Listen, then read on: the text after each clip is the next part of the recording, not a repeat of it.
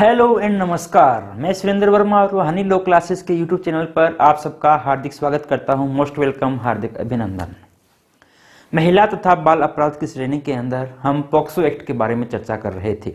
POCSO prevention of children from the sexual offences पूरा नाम था हिंदी के अंदर लैंगिक अपराधों से बालकों का संरक्षण। अधिनियम 2012 का था, लागू 14 नवंबर 2012 को बाल दिवस के दिन इसको लागू किया गया था और इसके काफ़ी हद तक हमने इसके प्रावधान पढ़ लिए थे। कुल मिला के हमने इसके 18 सेक्शन पढ़ लिए थे। जल्दी से रिवीजन कर लेते हैं। पहले सेक्शन के अंदर क्या था भाई, इसका संक्षिप्त नाम क्या है, ये लागू कब हुआ था और इसका विस्तार कहाँ तक है, अच्छे से जानते हैं। परिभाषा हमने केवल एक देखी थी, 2D के अंदर बालक की परिभाषा दी गई थी कि जो 18 साल से कम का है व्यक्ति है वो हमारे लिए बालक है। उसके बाद हमने सेक्शन 3 देखा था, प्रवेशन लैंगिक हमला, परिभाषा 3 में दी गई थी, सजा सेक्शन 4 में दी गई थी। गुरुतर प्रवेशन लैंगिक हमला, परिभाषा 5 में दी गई थी, सजा 6 में दी गई थी। लैंगिक हमला परिभाषा 7 में, सजा सेक्शन 8 के अंदर। गुरुतर लैंगिक हमला परिभाषा 9 के अंदर, सजा 10 के अंदर। उसके बाद लैंगिक उत्पीड़न को हमने देखा परिभाषा 11 के अंदर, सजा 12 के अंदर। अश्लील साहित्य के बारे में हमने देखा, अश्लील साहित्य बनाया जाता है तो उसकी परिभाषा 13 के अंदर दी गई थी और उसको सजा 14 के अंदर सुनाई गई थी। और यदि अश्लील साहित्य का भंडारण यदि कहीं किया जाता है तो उसकी सजा तथा परिभाषा दोनों ही 15 के अंदर दी गई थी। लास्ट में हमने देखा इनमें से किसी भी अपराध का दुष्प्रेरण किया जाता है, परिभाषा 16 के अंदर दी गई है, सजा 17 के अंदर दी गई है। तथा इनमें से किसी भी तरह के अपराध को करने का प्रयास यदि किया जाता है तो उसके बारे में हमें सजा का प्रावधान सेक्शन नंबर 18 के अंदर किया गया था। इतने सेक्शन हमने पढ़ लिए थे और मैंने आपको ये चार्ट बनवाया था और आपको कहा था कि जहाँ जहाँ पर सजा के प्रावधान हैं वहाँ वहाँ पर आप सजा आगे लिख लीजिएगा ताकि आपका ये पूरा चार्ट एकदम कंप्लीट हो जाए। जो अब तक मैंने पढ़ाया वो केवल इस चार्ट के माध्यम से ही, आप यदि चार्ट पढ़ लोगे तो अब तक का पढ़ाया वो आपको समझ आ जाएगा, ज़्यादा करने की जरूरत नहीं पड़ेगी। अब हम करते हैं इससे आगे की बात। ये तो थे भाई अपराध हो रहे हैं, अभी कौन कौन से अपराध हैं, किस किस काम को अपराध माना गया है हमारे इस अधिनियम के तहत।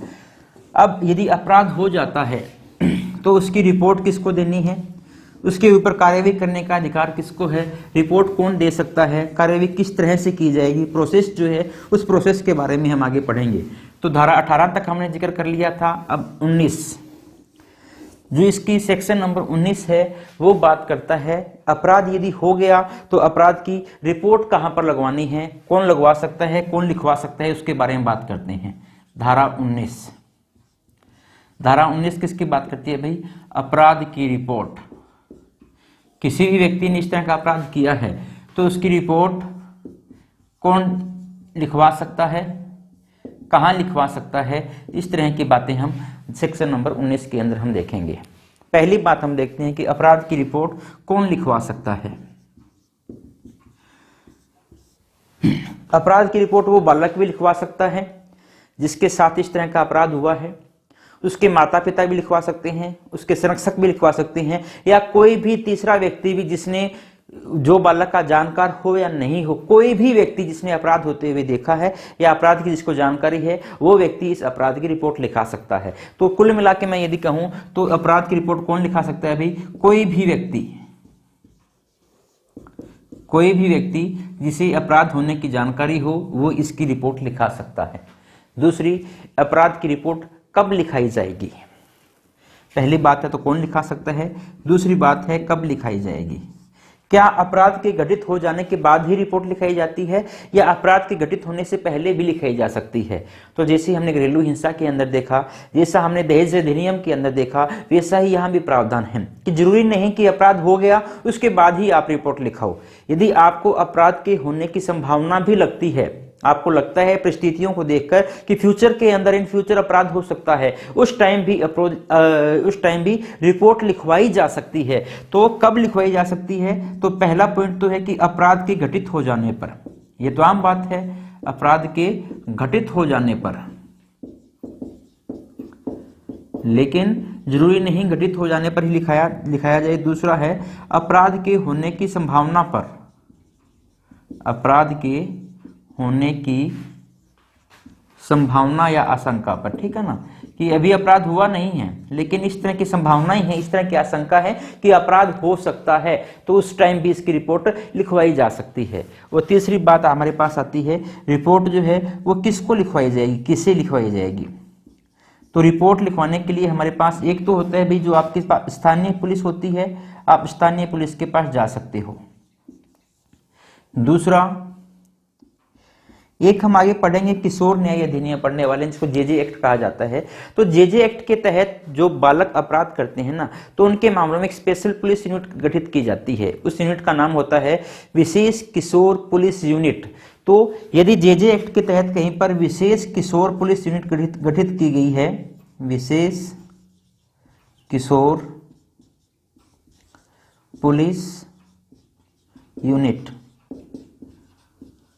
यदि कहीं पर है, तो आप उस यूनिट के पास भी आप रिपोर्ट लिखा सकते हो। दोनों में से किसी के पास, चाहे स्थानीय पुलिस के पास आप जा सकते हो, चाहे विशेष किशोर पुलिस यूनिट यदि कहीं पर स्थापित की गई है, तो आप वहां पर भी रिपोर्ट लिखवा सकते हो। इसका जो गठन किया जाता है जेजे एक्ट के तहत हम करने वाले हैं। जेजे एक्ट, हमारा अगला एक्ट जो है वो जेजे एक्ट ही होने वाला है। उसमें हम देखेंगे कि विशेष किशोर पुलिस यूनिट की गठन कौन करता है, कैसे करता है, क्या क्वालिफिकेशन होनी चाहिए। अब तक के लिए हमारे पास इतना इंपॉर्टेंट है। धारा 19 कहती है अपराध की रिपोर्ट कौन लिखा सकता है भाई, कोई भी लिखा सकता है।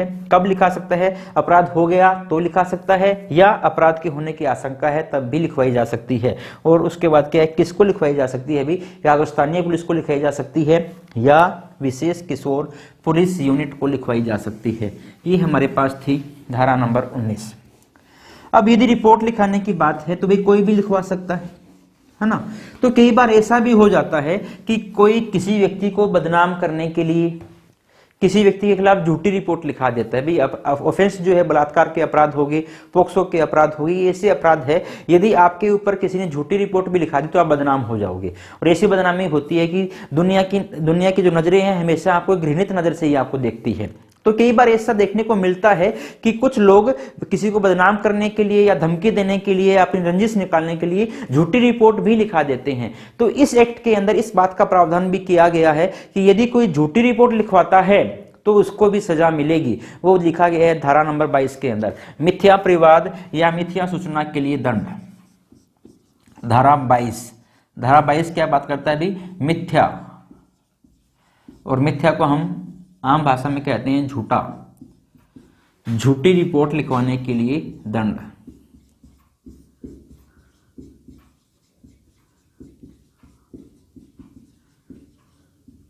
तो यदि कोई व्यक्ति किसी को बदनाम करने के लिए या कोई व्यक्ति किसी को धमकी देने के लिए, है ना, या कोई किसी से रंजिश निकालने के लिए झूठी रिपोर्ट यदि लिखवा देता है तो उसे 6 महीने तक की सजा का प्रावधान इसके अंदर रखा गया है।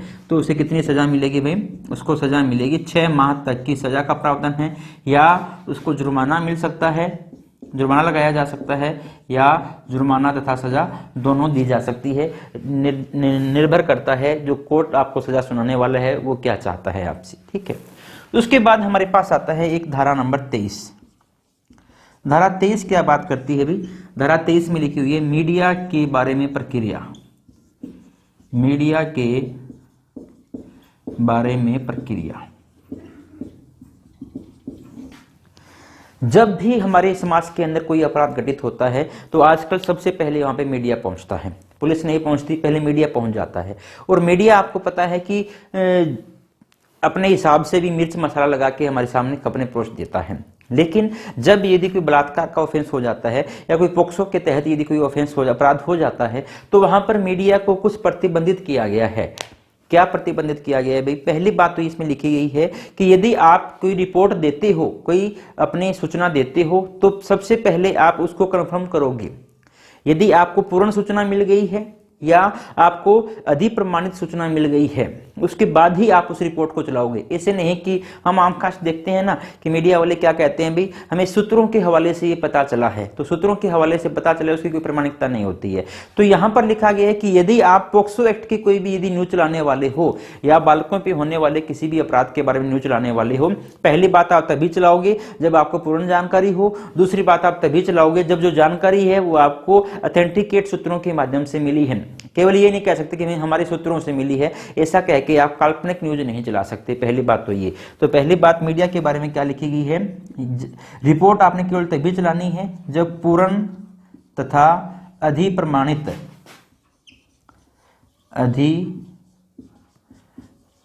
सूचना के आधार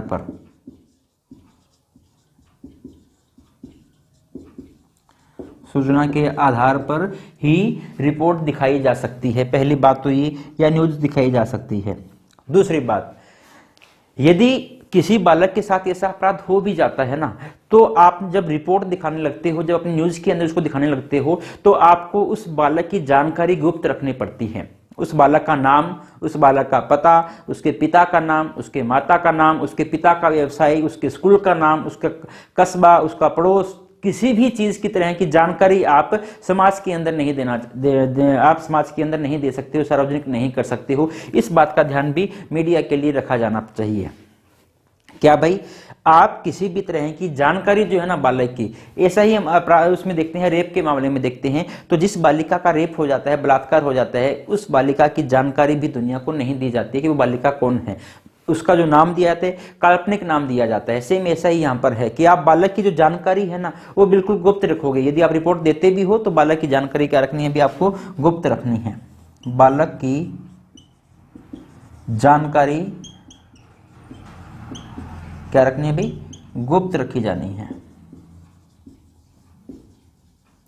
जानकारी के अंदर क्या क्या आ जाता है भाई, बालक का नाम आ गया, बालक का पता आ गया, बालक के पिता का नाम आ गया, बालक की माता का नाम आ गया, बालक के माता पिता का व्यवसाय आ गया, बालक का विद्यालय आ गया, बालक का कस्बा आ गया, बालक का पड़ोस आ गया। ये सब चीजें आप नहीं बता सकते। यदि आपने ये बता दी तो बालक की आइडेंटिटी क्लोज हो जाएगी, तो उससे क्या है, बालक की भी बदनामी होती है समाज के अंदर कि इसके साथ ऐसा अपराध हो गया। तो बालक को समाज की घृणित नजरों से बचाने के लिए भी बालक की आइडेंटिटी जो है वो क्या रखी जाती है भी, गुप्त रखी जाती है, बताई नहीं जाती। कहाँ लिखा गया है, सेक्शन नंबर 23 के अंदर।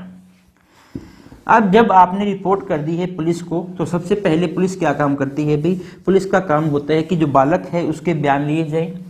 बयानों को हम कहते हैं अभिकथन। तो बालक के बयान लिए जाते हैं पुलिस के द्वारा, और वो हमारे पास लिखा गया है धारा नंबर 24 के अंदर,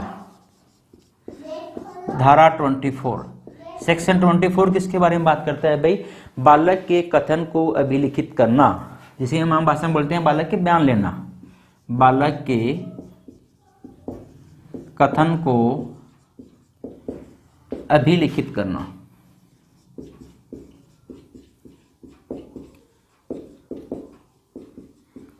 आम भाषा में बोलूं तो बालक के बयान लेना। तो सबसे पहले तो हमारे सामने आते हैं कि बालक के बयान कौन लेगा। तो आपने पुलिस को रिपोर्ट दी है, तो बालक के बयान कौन लेगी भाई, पुलिस लेगी। लेकिन इस बात का ध्यान रखा जाता है कि बालक का यदि बयान लिया जा रहा है पुलिस के द्वारा, तो ज्यादा से ज्यादा हर संभव कोशिश ये की जाती है कि एक महिला अधिकारी ही हो। पुलिस जो अधिकारी है वो कैसी होनी चाहिए, महिला पुलिस अधिकारी, ये कोशिश की जाती है। जरूरी नहीं महिला पुलिस अधिकारी हमेशा हो, लेकिन हर संभव कोशिश ये की जाती है कि यदि महिला पुलिस अधिकारी प्रेजेंट है, उपस्थित हो सकती है, तो महिला पुलिस अधिकारी के द्वारा ही क्या ली जाए भाई, रिपोर्ट ली जाए, बयान लिया जाए। तो पहला मैं लिख रहा हूं कौन लिया जाए, किसके द्वारा भाई, हर संभवतः महिला पुलिस अधिकारी के द्वारा, महिला पुलिस अधिकारी द्वारा। पहली बात तो ये। दूसरी बात, जो महिला पुलिस अधिकारी या कोई जो पुलिस अधिकारी जो बालक का बयान लेगा, उसकी जो रैंक है वो कम से कम उप निरीक्षक की रैंक होनी चाहिए, जिसको हम कहते हैं सब इंस्पेक्टर। तो कम से कम क्या होना चाहिए भी, कम से कम सब इंस्पेक्टर, SI रैंक का अधिकारी होना चाहिए, जिसको हम बोलते हैं उप निरीक्षक। उप निरीक्षक से नीचे का जो है कांस्टेबल है, हेड कांस्टेबल है, ASI है, वो आपके बयान नहीं ले सकते, बालक के बयान नहीं ले सकता। कम से कम SI रैंक का अधिकारी होना चाहिए। तीसरा, जो भी पुलिस अधिकारी यहाँ पर बालक के बयान ले रहा है, वो बिल्कुल सिविल ड्रेस के अंदर होना चाहिए, अपने ड्रेस के अंदर नहीं होना चाहिए, पुलिस वाली वर्दी के अंदर नहीं होना चाहिए। क्योंकि छोटा बच्चा है, पुलिस वाली वर्दी के अंदर यदि उसको देखेगा तो हो सकता है वो डर जाए, सहम जाए, क्योंकि हम बच्चों के अंदर पुलिस से डर होता है, हमारे अंदर भी पुलिस से डर होता है। तो बालक डरे नहीं, बालक सहमे नहीं, अपनी बात को खुल के बता सके, इसके लिए जो ड्रेस होनी चाहिए वो सिविल ड्रेस होनी चाहिए, साधारण कपड़ों के अंदर होना चाहिए। पिछले एग्जाम के अंदर ये क्वेश्चन आया था भाई, कौन से होना चाहिए भाई, साधारण कपड़ों में होना चाहिए या सिविल ड्रेस के अंदर होना चाहिए, अपनी वर्दी के अंदर नहीं होना चाहिए। उसके बाद बालक के बयान कहां पर लिए जाएंगे? आम खास जो आपको पता है, बालक के जब भी अपराध होता है तो बयान पुलिस अपने पुलिस थाने के अंदर बुला के लेती है, लेकिन जब बालक के साथ यदि इस तरह का अपराध हो जाता है तो बालक के बयान जो है वो बालक के निवास स्थान के ऊपर लिए जाते हैं या ऐसे स्थान पर लिए जाते हैं जहां पर बालक मोस्टली रहता है, या ऐसे स्थान पर लिए जाते हैं जिसको बालक पसंद करता है। पुलिस थाने में उसको नहीं बुलाया जाएगा। बालक के बयान कहाँ लिए जाएंगे? बालक के बयान लिए जाएंगे बालक के निवास स्थान पर या ऐसे स्थान पर जिसे बालक पसंद करता है, ऐसे स्थान पर जिसे बालक पसंद करता है। उसके बाद जब पुलिस बालक के बयान लेती है या किसी कारणवश यदि पुलिस को ये जरूरत पड़ती है कि बालक को पुलिस थाने के अंदर बुलाया जाए, पुलिस स्टेशन के अंदर बुलाया जाए, तो किसी भी सूरत के अंदर बालक को रात में पुलिस स्टेशन में नहीं रखा जाएगा। यदि बुलाया जाएगा तो दिन में ही बुलाया जाएगा और दिन में ही उसे वापस भेज दिया जाएगा। किसी भी सूरत के अंदर रात में पुलिस स्टेशन में नहीं रखा जाएगा, इस बात का भी ध्यान रखा जाएगा। तो नोट लगा के लिख लो आप, किसी भी सूरत में, किसी भी परिस्थिति में बालक को रात में पुलिस थाने या पुलिस स्टेशन में नहीं रखा जाएगा। किसी भी इस कंडीशन के अंदर, चाहे कोई भी परिस्थिति हो, रात के टाइम में बालक को पुलिस स्टेशन में नहीं रखा जाएगा। और पुलिस जो है इस बात का भी ध्यान रखेगी कि जिस बालक के ऊपर ऐसा तरह का अपराध हो गया है, जिस बालक के साथ ऐसा अपराध हुआ है, उसको मीडिया के सामने नहीं आने देगी, मीडिया की नज़रों से बचाएगी। इस बात का ध्यान भी किसको रखना है भाई? पुलिस को रखना है। या आगे मजिस्ट्रेट साहब के सामने आती है तो मजिस्ट्रेट साहब भी इस बात का ध्यान रखेंगे कि बालक को मीडिया से दूर रखा जाए। तो बालक को मीडिया से संरक्षित रखा जाएगा, बालक को मीडिया से संरक्षित रखा जाएगा। ठीक है, तो ये सब प्रावधान कहाँ लिखे गए हैं? धारा नंबर 24 के अंदर लिखे गए हैं। जैसे ही पुलिस के पास शिकायत आती है तो पुलिस को इन सब बातों का ध्यान रखना पड़ता है। बालक के बयान लेने के लिए महिला पुलिस अधिकारी होनी चाहिए, कम से कम SI रैंक के अधिकारी होनी चाहिए, साधारण कपड़ों के अंदर होनी चाहिए, बालक के निवास स्थान के ऊपर बयान लिए जाएंगे या ऐसे स्थान पर लिए जाएंगे जिसको बालक पसंद करता है। उसके बाद बालक को किसी भी परिस्थिति के अंदर रात के टाइम में पुलिस स्टेशन में नहीं रखा जाएगा और बालक को मीडिया से भी क्या रखा जाएगा भी? संरक्षित रखा जाएगा। इस बात का भी ध्यान रखा जाएगा। अब ये तो है भी पुलिस ने बयान ले लिए, ठीक है। और आप इतना जानते होंगे शायद कि पुलिस के द्वारा लिए गए बयान होते हैं ना, वो मान्य नहीं होते हैं। बयान केवल वही मान्य होते हैं जो जज के सामने या मजिस्ट्रेट के सामने ले लिए जाते हैं। तो ये तो अब तक जो बयान लिए हैं वो तो पुलिस ने लिए हैं, लेकिन अब हम बात करते हैं कि मजिस्ट्रेट जो है वो बालक के बयान कब लेता है। तो धारा नंबर 25 हमें बात करती है मजिस्ट्रेट के सामने बालक के बयान। धारा नंबर 25 क्या बात करती है? मजिस्ट्रेट द्वारा बालक के कथन का अभिलेखन, मजिस्ट्रेट द्वारा बालक के कथन का अभिलेखन।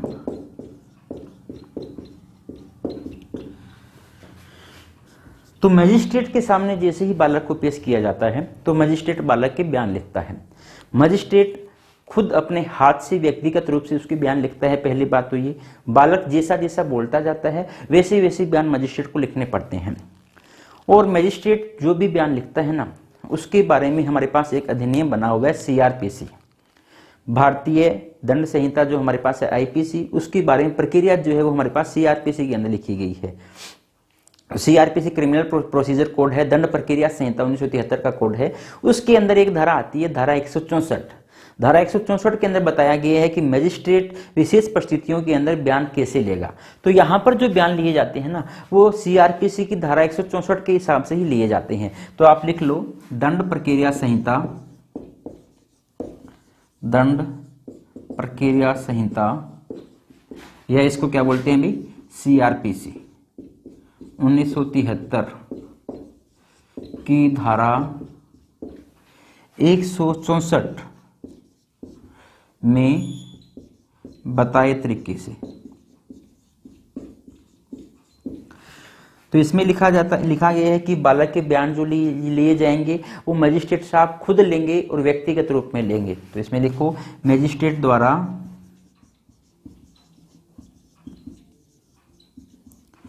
व्यक्तिगत रूप से लिए जाते हैं, व्यक्तिगत रूप से लिए जाते हैं बालक के बयान, तथा मजिस्ट्रेट इन बालक के बयान लेके उसको लिफाफे के अंदर बंद कर देते हैं। ये सब हमारे पास 164 में प्रोसेस है। तो आपसे जो पूछा जा सकता है वो ये पूछा जा सकता है कि पोक्सो एक्ट के तहत जो मजिस्ट्रेट बालक के बयान लेता है वो किस के अकॉर्डिंग लेता है। तो किसके अकॉर्डिंग लेता है भी, सीआरपीसी की धारा 164 में बताए गए तरीके के अनुसार लेता है।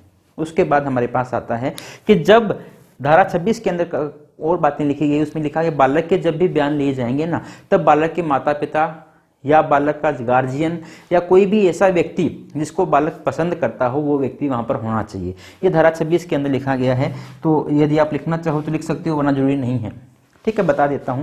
पहली बात तो बालक के माता पिता या बालक का कोई भी संरक्षक या ऐसा कोई व्यक्ति जिसपे बालक भरोसा करता है, ऐसा व्यक्ति उपस्थित होना चाहिए। उसके सामने ही बयान लिए जा सकते हैं, चाहे पुलिस बयान ले रही हो चाहे मजिस्ट्रेट साहब बयान ले रहे हो। दूसरा, यदि मान लो बालक को ऐसी भाषा नहीं बोलनी आती है जो पुलिस वाले बोल रहे हैं, या ऐसी भाषा नहीं बोलनी आती जो मजिस्ट्रेट साहब बोल रहे हैं, बालक अपनी लोकल भाषा यदि बोल रहा है, तो बालक के बयानों को समझने के लिए तथा बालक को ये बताने के लिए हमने क्या क्या लिखा है वो बालक को बताने के लिए किसी ट्रांसलेटर का उपयोग भी किया जा सकता है, जिसे हम दुभाषा बोलते हैं, है ना। हमारी बात बालक को समझाए और बालक की बात हमें समझाए, इस तरह का उपयोग भी किया जा सकता है। या ये भी हो सकता है कि बालक जो है कई बार होता है मानसिक रूप से भी बीमार होता है, शारीरिक रूप से बीमार होता है, अंधा बालक होता है, बहरा बालक होता है। तो यदि उनके बयान यदि लिखने हैं तो आप जो हमारे पास विशेष शिक्षक होते हैं, जो आपको पता है ना ब्रेल लिपि से पढ़ाते हैं या विशेष एजुकेशन वाले टीचर होते हैं, उनकी सहायता भी ली जा सकती है बयान लिखने के लिए।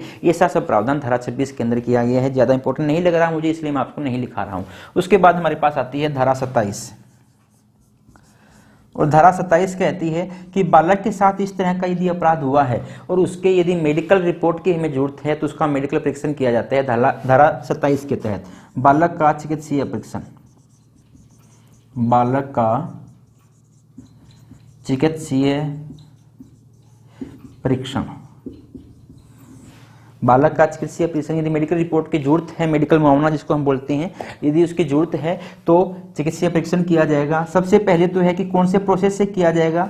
जो प्रोसेस है, जो तरीका है, वो बताया गया है सीआरपीसी की धारा 164(1) में, सीआरपीसी 164(1) के तहत किया जाता है। दूसरा, जो बालक का मेडिकल मुआवना करता है वो कौन करता है, तो बालक का मेडिकल मुआवना एक रजिस्टर्ड डॉक्टर ही कर सकता है, कोई झोला छाप डॉक्टर नहीं कर सकता है, आरएमपी डॉक्टर नहीं कर सकता है। जो चिकित्सा जो हमारे पास अधिनियम बना हुआ है उसके तहत जिस डॉक्टर का पंजीकरण हो चुका है केवल वही डॉक्टर कर सकता है। तो कौन कर सकता है अभी, केवल पंजीकृत डॉक्टर ही कर सकता है। रजिस्टर्ड या पंजीकृत कुछ भी लिख सकते हो, रजिस्टर्ड डॉक्टर के द्वारा। लेकिन यदि जिस बालक के साथ अत्याचार हुआ है, इस तरह का अपराध हुआ है, यदि वो बालिका है, यदि वो बालिका है मतलब किसी लड़की के साथ यदि इस तरह का अपराध हुआ है, तो उसका यदि मेडिकल मामला किया जाना है तो केवल एक महिला डॉक्टर के द्वारा ही किया जा सकता है। तो यहाँ पे आप नोट लगा के लिख सकते हो, यदि पीड़िता बालिका है तो महिला डॉक्टर के द्वारा ही उसका जो चिकित्सा परीक्षण है वो किया जा सकता है। तीसरी बात, जब भी मेडिकल मामला उसका किया जाएगा बालक का, उस टाइम या तो उसके माता पिता उपस्थित होंगे या कोई ऐसा व्यक्ति उपस्थित होगा जिसके ऊपर बालक भरोसा करता है, विश्वास करता है। या मान लो जब मेडिकल मामला उसका किया जा रहा है उस टाइम बालक के माता पिता भी नहीं आ सकते और कोई उसके भरोसे वाला व्यक्ति भी नहीं आ सकता, तो जो मेडिकल संस्था जो हमारे पास है, जो संस्था उसका मेडिकल मामला कर रही है, उसके मुखिया के द्वारा किसी महिला को नाम निर्देशित किया जाता है। उस महिला की उपस्थिति के अंदर ही मेडिकल मामला किया जाता है। अकेला डॉक्टर नहीं होगा, डॉक्टर के साथ कोई ना कोई दूसरा व्यक्ति भी होगा। तो आप लिखो किसकी उपस्थिति में किया जाएगा भाई, या तो बच्चे के माता पिता की उपस्थिति में, या बच्चे के कोई ऐसा व्यक्ति जिस पर बालक विश्वास करता हो, ऐसे व्यक्ति की उपस्थिति में जिस पर बालक विश्वास करता हो, जिस पर बालक विश्वास करता हो, या किसी ऐसे व्यक्ति की उपस्थिति में जिसे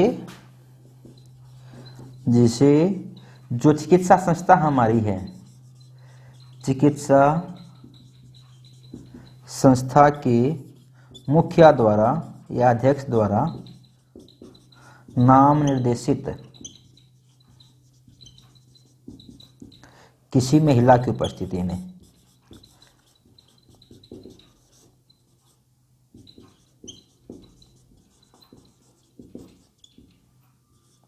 ठीक है, यदि बालक का मेडिकल मामला करना है तो 164 ए के तहत किया जाएगा, पहली बात तो ये। दूसरा, कोई रजिस्ट्री के डॉक्टर ही कर सकता है। यदि पीड़िता बालिका है तो कौन कर सकता है, अभी महिला डॉक्टर करेगी। और तीसरा, जिस टाइम बालक का मेडिकल मामला किया जा रहा है उस टाइम बालक के माता पिता या ऐसा कोई व्यक्ति जिस पर बालक विश्वास करता है, या ऐसा व्यक्ति जिस मेडिकल संस्था के अंदर उसका वो किया जा रहा है मेडिकल मामला, उसके जो हेड हैं उन्होंने कोई ऐसी महिला को नियुक्त की है कि इसकी उपस्थिति के अंदर मेडिकल मामला करोगे, उसी की उपस्थिति के अंदर मेडिकल मामला किया जा सकता है, अदरवाइज मेडिकल मामला नहीं किया जा सकता। ये लिखा हुआ है धारा नंबर 27 के अंदर।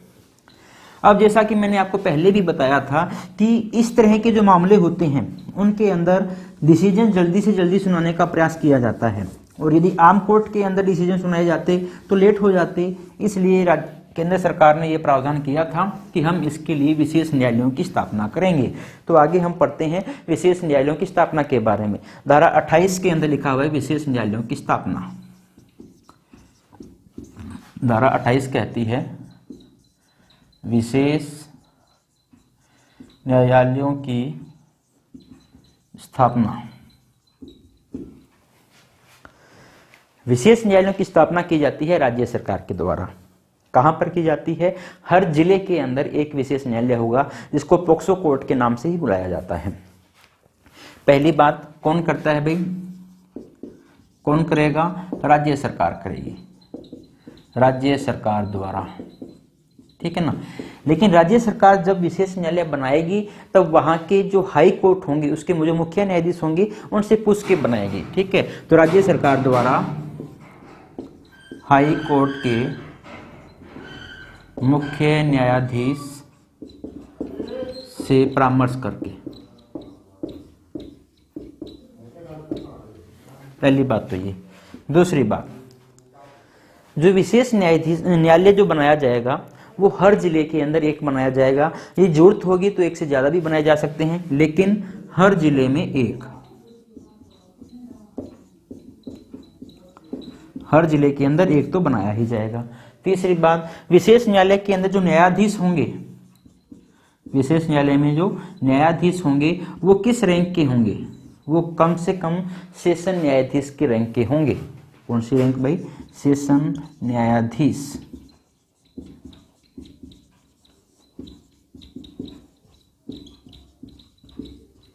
जिसको हम बोलते हैं ना डिस्ट्रिक्ट जज बोलते हैं, डीजे रैंक के, कम से कम डीजे रैंक के न्यायाधीश होंगे, छोटे नहीं होंगे भाई।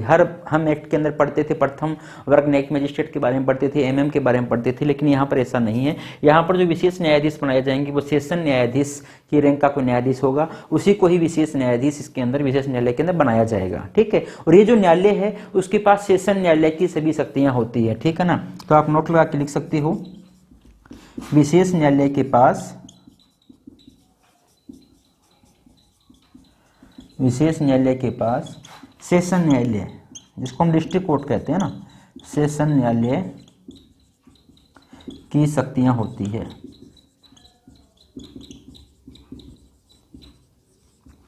तो ये हमारे पास कहाँ लिखा गया है भाई, आर्टिकल नंबर, धारा नंबर 28 के अंदर कि विशेष न्यायालयों की स्थापना की जाएगी।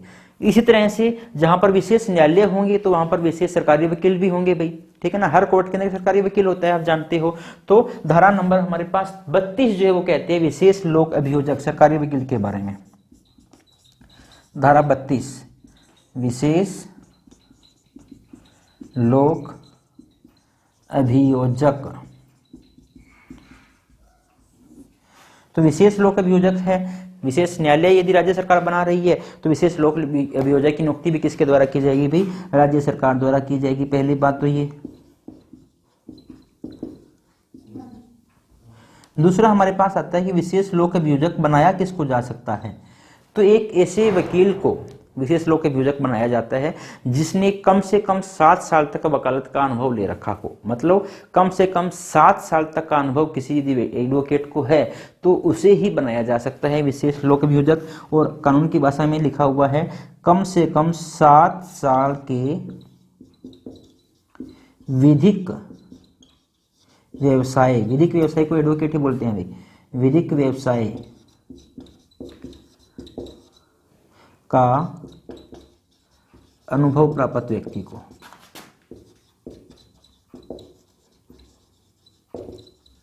ठीक है ना, तो यहाँ पे जो 7 साल है ये हमारे लिए इंपॉर्टेंट है, यहाँ से क्वेश्चन बन सकता है कि विशेष जो लोक अभियोजक है वो किसे बनाया जाता है। तो कम से कम 7 साल की प्रैक्टिस यदि कोई वकील कर चुका है तो उस एडवोकेट को बनाया जा सकता है हमारे पास विशेष लोक अभियोजक धारा नंबर 32 के तहत।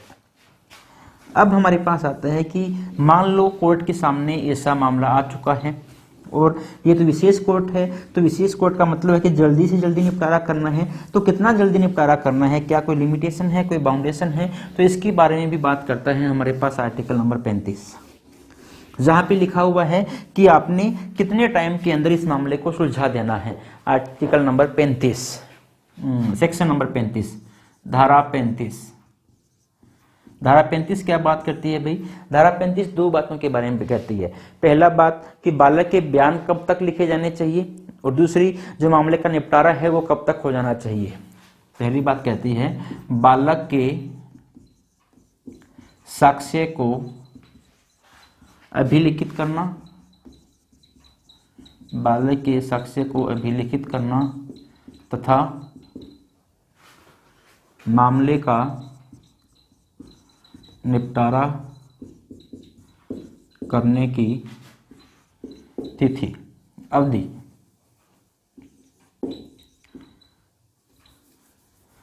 मामले के निपटारा करने की अवधि कितने टाइम के अंदर अंदर आप बालक के बयान लिख लोगे तथा कितने टाइम के अंदर अंदर आप मामले का क्या कर दोगे भाई, निपटारा कर दोगे, इसके बारे में लिखा गया है। सबसे पहले हम बात करते हैं बालक के जो बयान लिखने की बात है, बालक के जो साक्ष्य लिखने की बात है।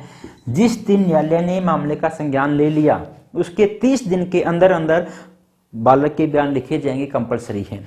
कब से भाई, न्यायालय द्वारा अपराध का संज्ञान लिए जाने के कितने दिन के अंदर भाई, 30 दिन के भीतर बालक के बयान लिखे जाएंगे, कंपलसरी है। दूसरा जो मामले का निपटारा है वो कब तक कर दिया जाएगा, तो मामले का निपटारा जिस दिन न्यायालय ने संज्ञान लिया था उस दिन से सेम यही बात, कितने दिन के अंदर, यहाँ 30 दिन की बात है, यहाँ लिखा हुआ है 1 साल के अंदर अंदर मामले का निपटारा कर दिया जाएगा, इससे ज़्यादा नहीं खींचा जाएगा।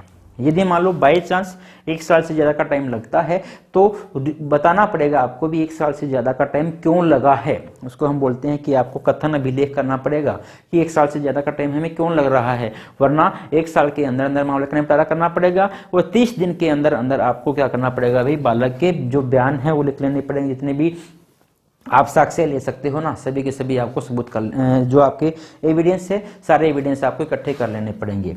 उसके बाद हमारे पास आती है धारा नंबर 37। धारा 37 कहती है मामले का विचारण जो है बंद कमरे के अंदर होगा, तो बंद कमरे में सुनवाई।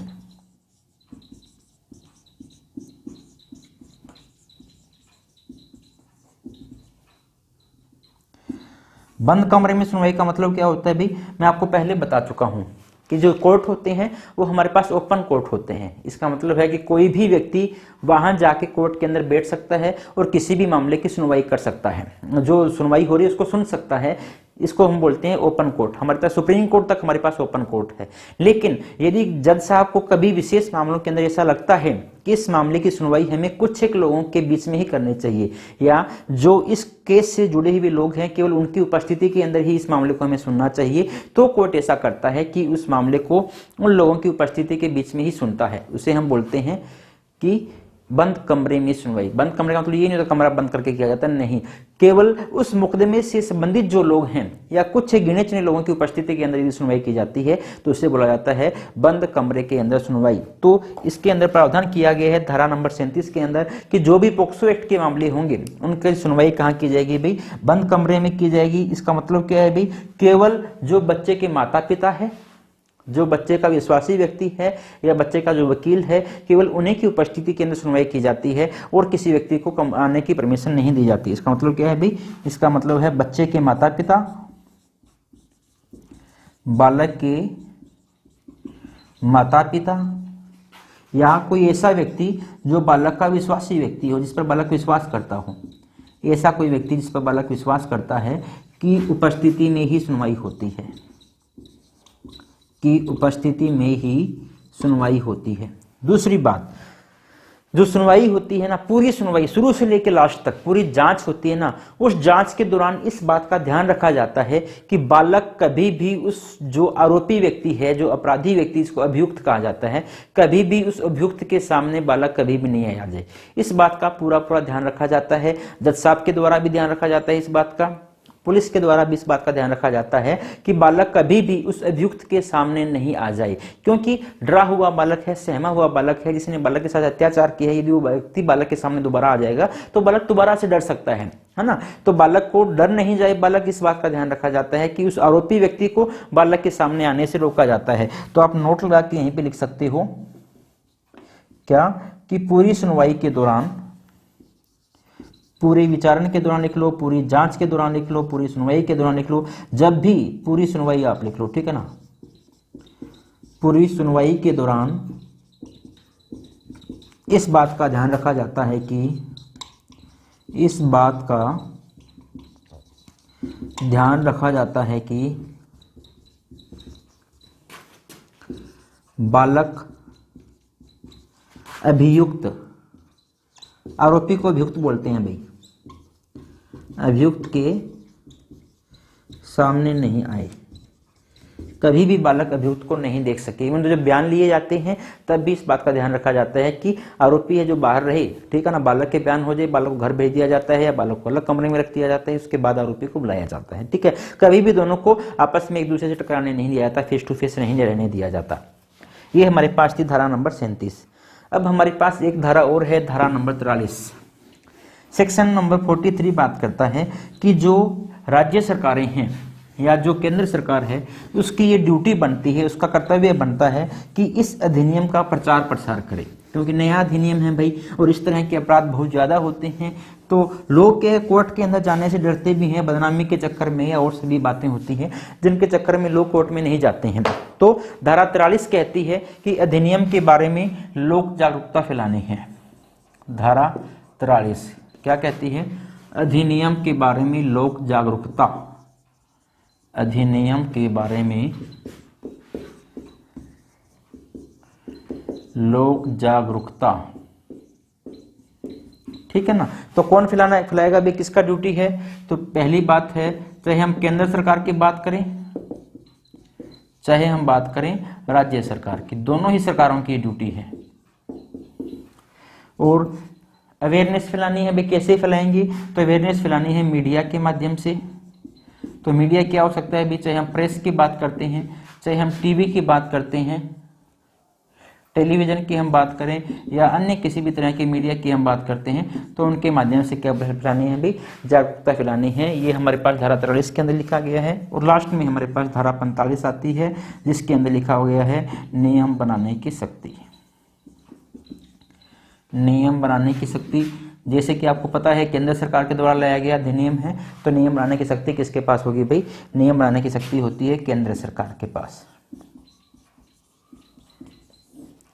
तो कई अधिनियम हम ऐसे पढ़ते हैं जहां पर नियम बनाने की शक्ति राज्य सरकार के पास होती है, कई अधिनियम हम ऐसे पढ़ते हैं जहां पर नियम बनाने की शक्ति केंद्र सरकार के पास होती है। तो हमारे लिए इंपॉर्टेंट है, क्वेश्चन आ सकता है कि नियम बनाने की शक्ति किसके पास है। ये हमारे पास पूरा का पूरा एक्ट था, पोक्सो एक्ट। कल 18 धाराएं हमने कल कर ली थी, धारा नंबर 19 से हमने आज शुरू किया था। जल्दी से रिवीजन करवा लेते हैं, उसके बाद हम आज के सेशन को खत्म करेंगे। धारा 19 कहती है अपराधों की रिपोर्ट करना। कौन कर सकता है? कोई भी कर सकता है। किसे करना होगा? स्थानीय पुलिस को करना होगा या विशेष किशोर पुलिस यूनिट बनी होती है उसको करना होगा। कब की जा सकती है भाई? अपराध के होने के बाद भी की जा सकती है, और यदि संभावना है अपराध हो सकता है तब भी की जा सकती है। धारा 22 कहता है यदि कोई व्यक्ति झूठी रिपोर्ट दे देगा किसी को बदनाम करने के लिए तो क्या होगा? उसे सजा मिल सकती है, 6 महीने तक की सजा का प्रावधान है, जुर्माना हो सकता है, दोनों हो सकता है। उसके बाद धारा 23 कहती है मीडिया के ऊपर पाबंदियां लगाई गई है कि मीडिया तब तक कोई रिपोर्ट नहीं देगा जब तक उसे पूर्ण सूचना नहीं हो, जब तक उसे अधिप्रमाणित सूचना नहीं हो, या व्यक्ति का जो बालक है उसका किसी भी तरह का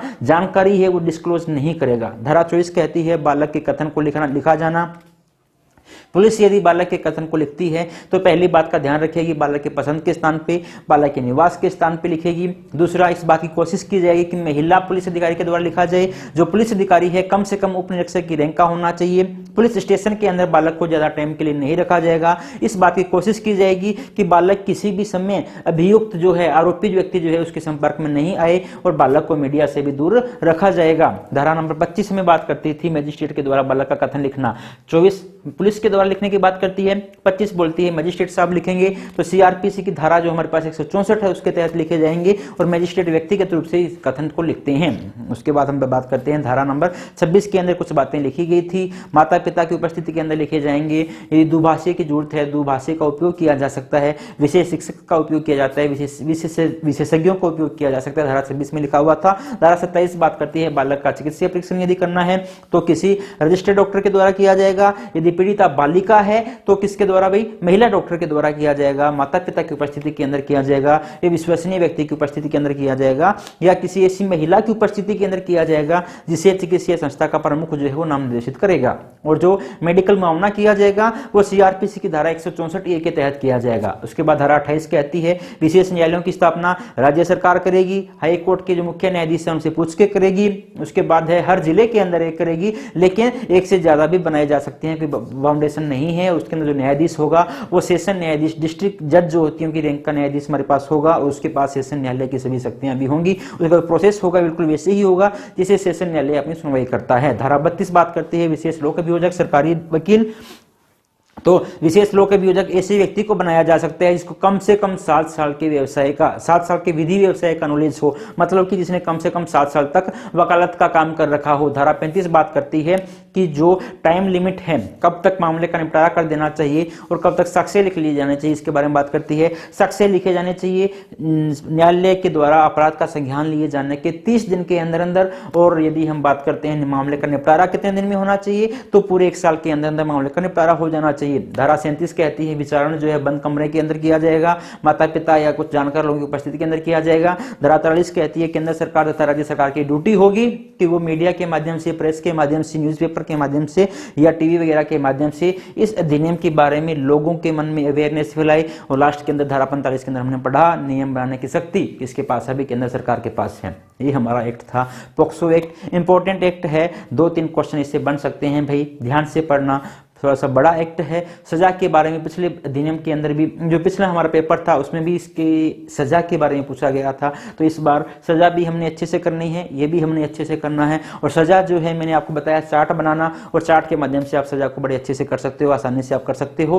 उम्मीद करता हूँ आपको ये अधिनियम समझ आया होगा। यदि आपको हमारी क्लासेस पसंद आ रही हैं तो हमारी वीडियो को लाइक कीजिएगा, चैनल को सब्सक्राइब कीजिएगा तथा अपने दोस्तों के साथ भी इसको शेयर कीजिएगा। मिलते हैं कल एक नए अधिनियम के साथ, तब तक के लिए धन्यवाद।